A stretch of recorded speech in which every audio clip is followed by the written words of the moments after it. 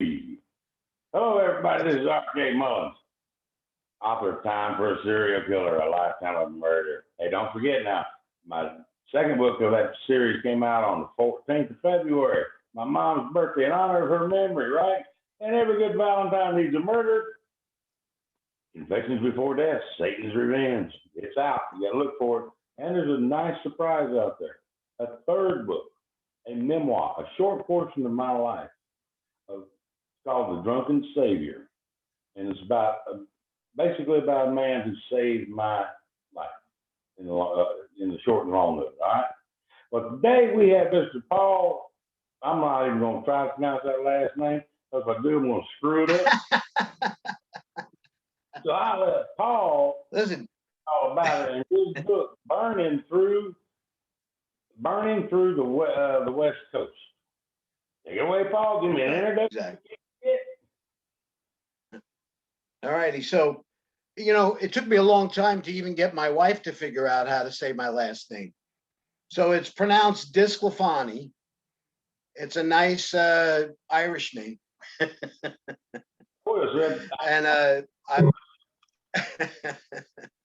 actually from Brooklyn. I think every Italian that lives on Long Island came from Brooklyn. So there was like this great migration in the late 60s where everybody just left Brooklyn and went out to like the great unknown. And I settled in Massapequa here, which is in Nassau County out on Long Island. And I've been here for a long time, over 50 years now. So basically you're a Yankee. No. Not a Yankee? Very, very important. I'm a Met. Not that type of Yankee. No, Don't even say the word Yankee to somebody like me. All right, this is a Southern show. We won't hold it against him, will we? No, Yankee's a dirty word in my house. We've my father was a Brooklyn Dodger fan, and every uncle and I have 14 sets of aunts and uncles. Mm-hmm. And every one of them were either Brooklyn Dodger fans or Met fans. So there wasn't a Yankee fan anywhere. And my problem was with my kids when they were growing up, because my kids grew up in the era of the Yankees winning everything. Yeah. And they were actually going to bring me up on child abuse charges because I made them Met fans during those periods of time. I'm surprised you got them to watch. Yeah. It'd be boring. Out here we have a lot of sports. Obviously, we have a lot of sports teams. But baseball is it's a game that it may not have a lot of action. It's obviously not football. But it's always been a great sport in my house. Anyway, we enjoy baseball. My kids always played baseball. I've been to baseball games, and I always ended up coming out of there worse than I was when I went in. With the beverages that we were having, right?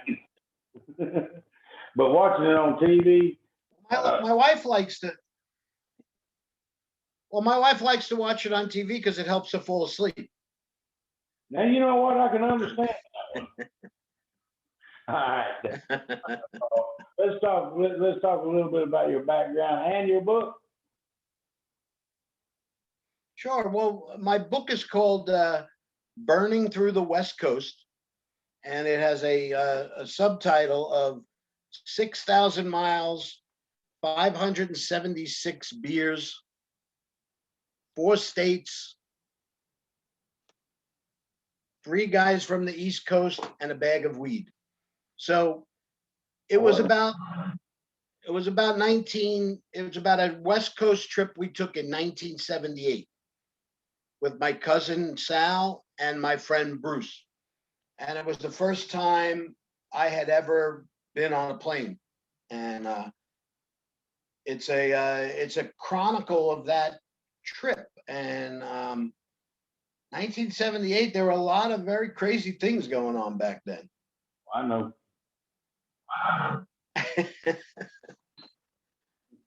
You know, the book is basically about that trip. We had a lot of very, very strange things that happened, but it's a story that we've told many times over the years to many different people.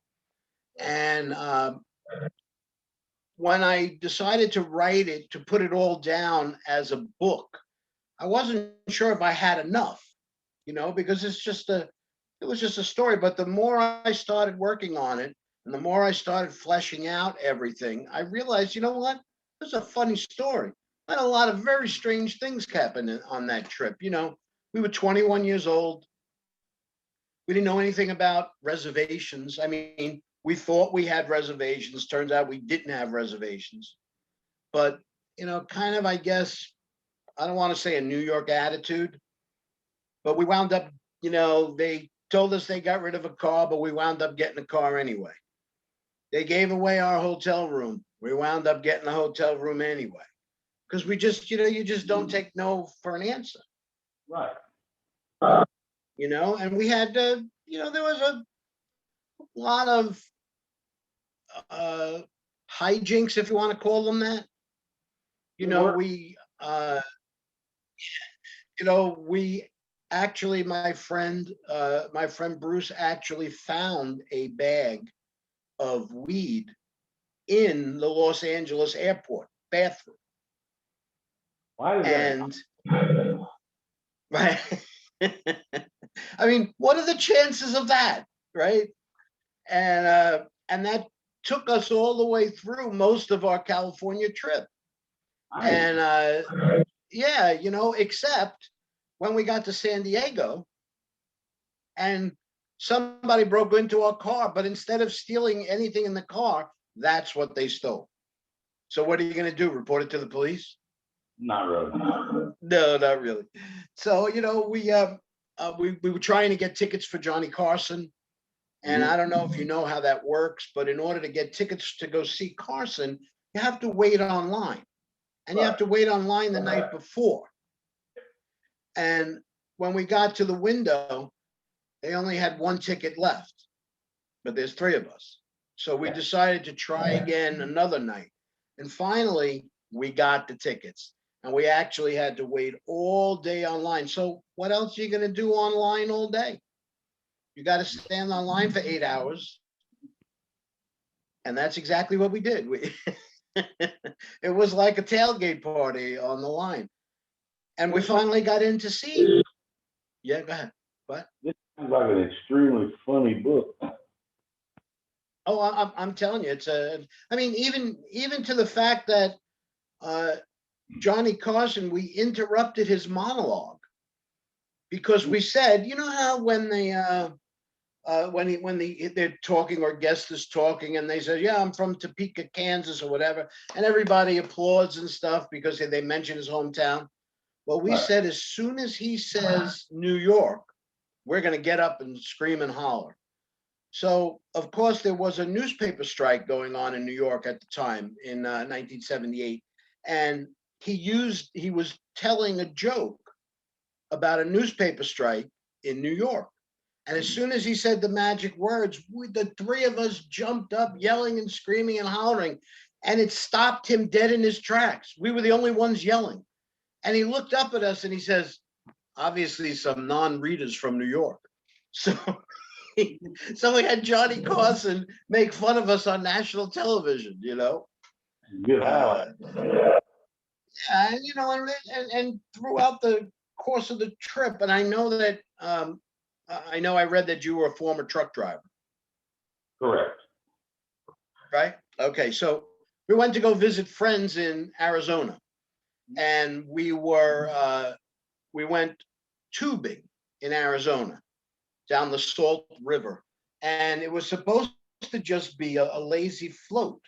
Instead, it turned into a scene from Deliverance, and before we knew it, we were all over the place. To tell you the truth, I thought I was going to drown, but on the way home, all we wanted to do was get home. And we were driving, and there was a guy in a semi-tractor trailer in front of us on a 2-lane road where we just could not get past it. until finally, we finally had our little opening, and we went zooming past him, and we're beeping the horn, and we're like giving him the finger because he was slowing down. He didn't want us to get past him.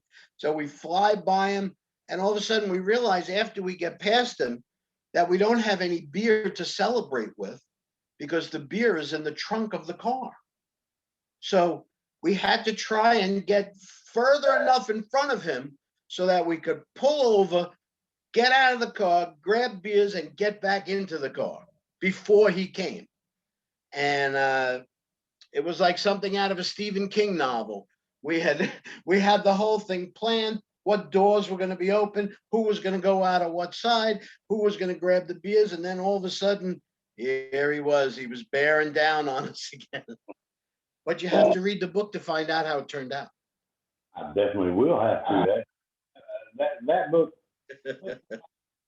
I have a lot of people on the show, or I've had quite a few on here, and some of the books, man, I might read, I might not. I think I'm definitely going to buy this one because I like a good comedy. Well, it was what'd you think? I said it gives me a break away from my genre. Oh yeah, and I would love to be able to write the types of book that you write. But you had mentioned something on another one of the podcasts that I had heard you talk about, is that if you're going to write a book, you have to write about what you know, Correct. what you feel comfortable with. And again, this was just realistically a retelling of a story that I had, that we've been cultivating for 42 years, so to speak, and Real killers, I'll tell you that real quick. I ain't never met one, haven't never talked to one. But when I started trying to find out some information about how they think, I couldn't find anything. That's how my book was born. I said, why not write about one, and then you'll know. And that's what happened. But I'm sorry, I didn't mean to interrupt you. Go ahead. No, we're not interrupting. We when it came to writing this book, I wasn't sure what to do. I mean, I've been a writer most of my life, but never professionally, quote unquote. I write a weekly column. I've been writing a weekly column for the Massapequa Observer. Massapequa is the town that I live in. And I've been doing that since 2017. And I've been writing a weekly column. And the column is really, it's almost like, it's really a column about nothing. It's whatever happens to come into my head. That's what I write a column about. Sometimes it's about holidays. Sometimes mostly it's about stupid things that happen to me in life or stuff like that. But I never written a book. I never sat down and put 40,000 words, into a document before. And it was quite an amazing experience, especially trying to remember 42 years ago. I had a basic timeline, and I had photographs. I want to show you something. This actually is a picture of us from our hotel room in San Diego in 1978. And again, as my cousin Sal in the middle and my friend Bruce on the end. So what I had was a photo album. And in the photo album, I put a lot of the pictures from the photo album into the book, so that when we got to Arizona, these are actual pictures. And the book itself contains illustrations. Okay. I have a friend of mine who his name is John Calhoun. He's a professional cartoonist, and I've known him since college. The pizza guy on Little Caesars Pizza? You ever heard of it? That's his guy. He drew that. But at any rate, so the book is filled with little things like that. It's not just it's probably a great book to sit on the toilet and read. because the chapters are short. The chapters are short. I don't want to bore anybody to death, but I think that when you're reading this book, you're going to want to keep turning the page to find out what happens next. I think so too. I mean, I'm just sitting there thinking, and you show that picture, and the first thing popped in my head, hey, I remember those damn shirts. Yeah. Hey, yo. Another one of our technical we usually have, right?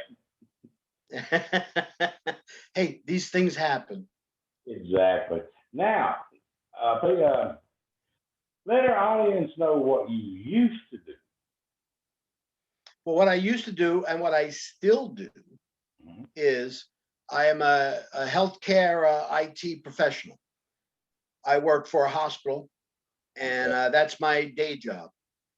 I'm not yet, unlike you, I'm not rich writing my books yet. Good luck on getting me to, if that happens, somebody needs to let me know because I ain't found out yet. Yeah, we don't get into this. We don't get into this because we want to make money. We're doing this as a passion. I know this is something I've always wanted to do. When I used to work in the city, I used to take the train every day in, and you always see people reading books. Yeah. And I always thought, I said, how cool would it be one day to just see a complete stranger reading my book? That to me would be the coolest thing, because I know that all my friends and family bought my book, because they know me, they love me, and quite frankly, I forced them to do it. But I'm interested in people who don't know anything about me, who just looked at the title and looked at the description and said, you know what, this sounds like fun. Let me read it. Exactly. But I was honestly talking about your other job you used to do in broadcasting. Oh, the other thing, yes, my show. We used to. My friend Bruce, who's in the book with me, we did a show called Glory Days, which was an internet TV show, and it was a sports related show. We did sports mostly. We interviewed, a bunch of sports people. We had we actually, my friend Bruce and I were both IT consultants, so we know people from all over the country. We know consultants in almost every state. So we used to bring a lot of them on to the sports show. So at the beginning of the baseball season, we would bring 10 or 12 of them on one at a time, and they would talk about their baseball team. We'd do the same thing for the football season, the same thing for hockey. And especially when it came time for the playoffs, we would have those guys on every week talking about their teams. And if something happened in like when all that stuff happened with Joe Paterno in Penn State, we had a guy who lived and went to Penn State, and we were talking to him about it, and he hooked us up with his son who was on campus at the time. So we did a lot of interviews, stuff like that. And our show was just a ball. And the idea of our show was that it was two guys sitting at a bar talking sports, and you just happen to walk by and you want to stop and listen to what they're talking about. That was the basis for our show. And we did that for about 5 years. It was pretty good. It was on if you Google inravio.com, INRAVIO.com, you'll find the Glory Days show, and you'll see us. I'm going to have to check that out. You talk about, that's kind of how I like to run my show. It's like you're walking by, see two old boys sitting there talking, or two people talking, and you're listening in on the conversation. Make it nice, friendly, and inviting instead of boring. Yeah. Have a podcast out there. Some of them are live, some of them are recorded, but the recorded ones, you scripted. You got, these particular questions you have to answer. And so I'm like, you got to be joking. There's more to this than just those dang same 10 daggone questions that you ask. Right. And so there's a right. There's a certain way of interviewing people, and when I interview anybody, and I knew, not that I'm interviewing you, but I knew that I was going to be on your show today, so I tried to do a little research on you, find out a little bit about you, so that I'm just not walking in straight. But when I interview somebody, I may have a series of questions that I want to ask them, but I'm listening to the answer. Wherever that person wants to take the interview, that's where we go. I mean, I've seen so many people that are just running. They've got a list, and all they're doing is they're reading off their list. It doesn't matter what the answer to the question was, And that's why I like this type of a format. And I was really excited when you asked me to come on. So here I am. Tell you what, it's my pleasure. And it's always a breath of fresh air, in my opinion, to have a guest on that's very informative, number one, and extremely interactive. Than have the other ones on there. You got to pull. I'm sorry, I'd rather go get a root canal. See, sorry, I know y'all been wondering. That was it. But anyway, having guests like you on, like Stephanie. I mean, I'm just gonna mention her name. I had her on here once before. It just makes it all fun. But the highest rated show that I had was a lady from India. Really? And yeah, and pulling conversation out of her was like pulling hen's teeth. Over 108 dad burned views in less than 12 hours. Wow. That's what I said. She was actually, I'm not saying the worst guest I ever had, but I would have loved if she would have been more forthcoming with stuff, like Paul is right here, like a few other guests I've had on, Debbie that I had on earlier today. Right. Butting in on her was not easy. She kept the show rolling, just like you've been doing, and that's what I love. I mean, we're not ending the show anytime. We still got a few minutes left on it. But I have got one question for you. All right. Sure. It's actually going to be a two-part. Part number one. Okay. Any advice that you would give to a aspiring author that's never written anything before, has not put word to paper yet, but is just thinking about it? Is there any inspirational words that you would have for them? Well, your life is a story. Mm-hmm. Your entire life is a story, and a lot of people don't appreciate their own life sometimes. They don't really see it as other people see it. But everybody's got a story to tell. Everybody, no matter how boring you think you are, no matter what, you've got a story to tell. And if you've never put it down on paper before, you should try it. You should put it down on paper and see what it looks like. One of the things that I read, there's a book by Stephen King called On Writing, and it's all about how to write.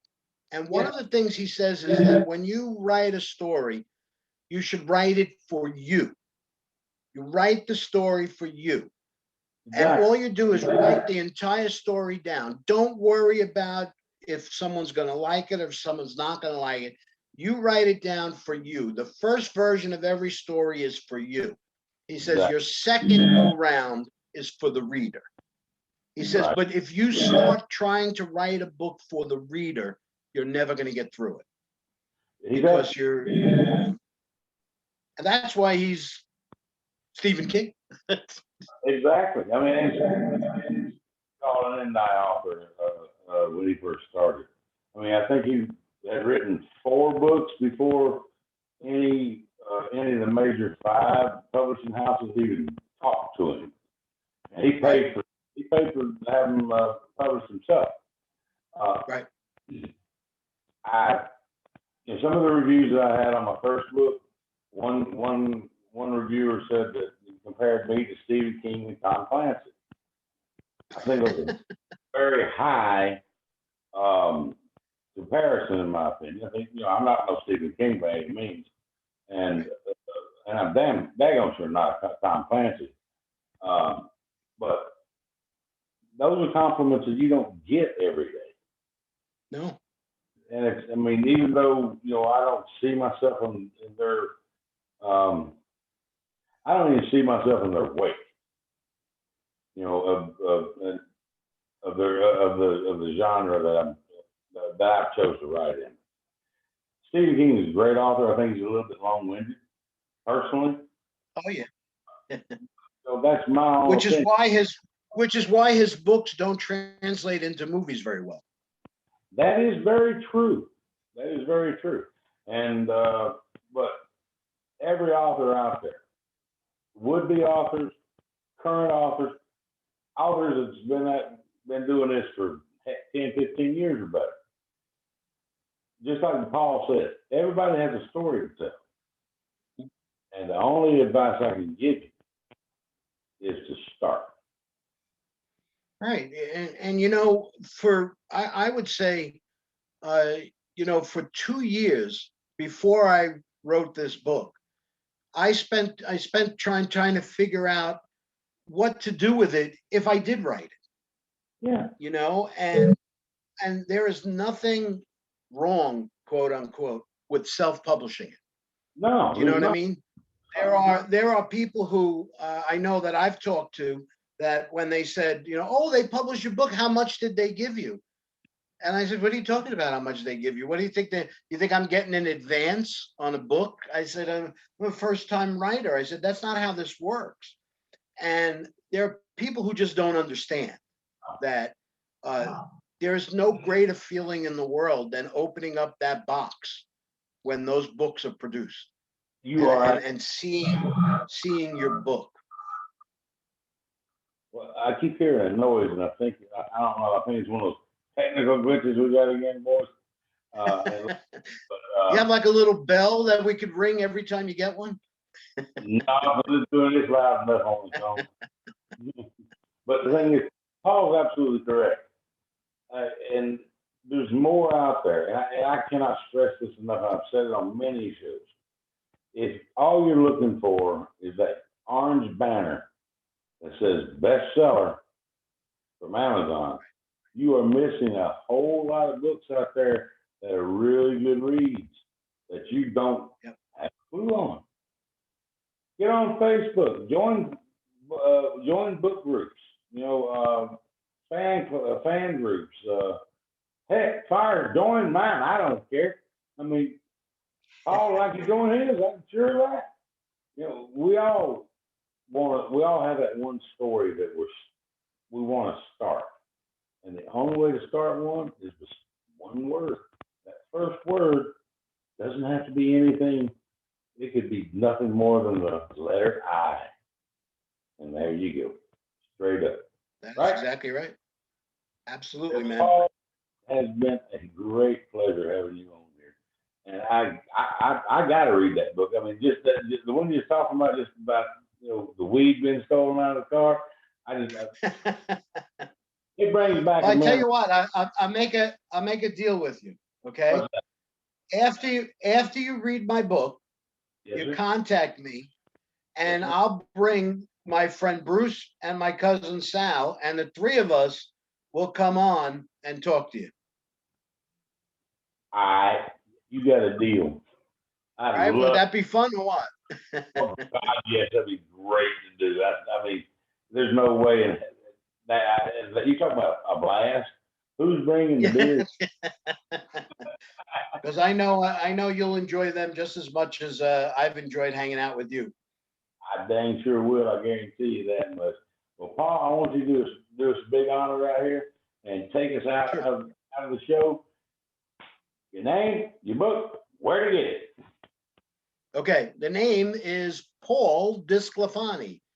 The book is called Burning Through the West Coast, and you can get it on Amazon, or you can go to my website, pauldisclafani.com.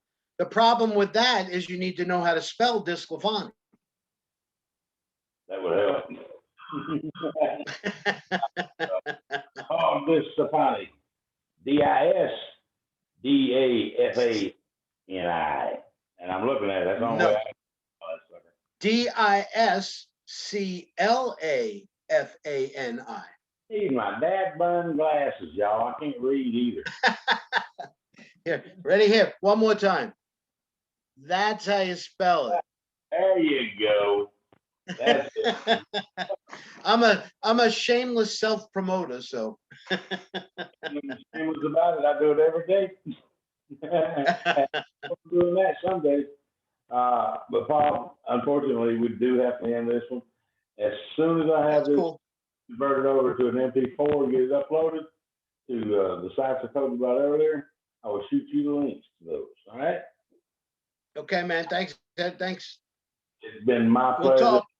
Thank you for being on board. All right, Okay, everybody. R.K. Mullins, author, Time for a Serial Killer, A Lifetime of Murder, Confessions Before Death, Satan's Revenge. And the little surprise I said, remember, The Drunken Savior, a memoir about a portion of my life. Last but not least, the host of Author to Author. Y'all tune in. Y'all here? Now